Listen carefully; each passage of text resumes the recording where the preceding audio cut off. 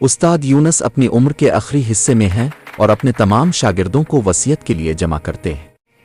وہ اعلان کرتے ہیں کہ ان کے مدرسے کے پچھلے خشک باغ میں ایک بڑا اور پوشیدہ خزانہ دفن ہے جو صرف ان کے محنتی اور وفادار شاگرد کو ملے گا۔ انہوں نے باغ کو 3 حصوں میں تقسیم کیا اور 3 اہم شاگردوں کو ایک ایک حصہ دے دیا۔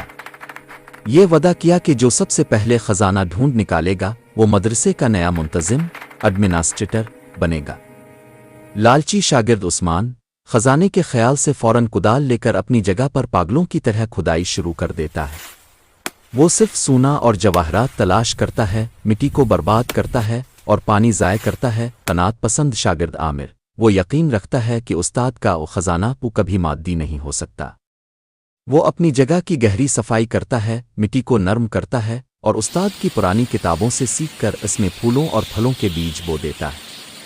استاد یونس تمام گاؤں والوں اور شاگردوں کو دوبارہ جمع کرتے ہیں۔ عثمان کا حصہ گہرے گڑھوں اور خشک مٹی کا ڈھیر ہے جہاں سے اسے کوئی خزانہ نہیں ملا۔ عامر کا حصہ ہرے بھرے پودوں، رنگین پھولوں اور ننھے پھلوں سے لدا ہوا ہے۔ استاد یونس کس طرح عامر کے باغ کو حقیقی خزانہ قرار دیتے ہیں؟ ان کی وضاحت کیا ہوتی ہے جو یہ ثابت کرتی ہے کہ قناعت اور محنت ہی سب سے بڑی دولت اور بہترین نتیجہ ہے۔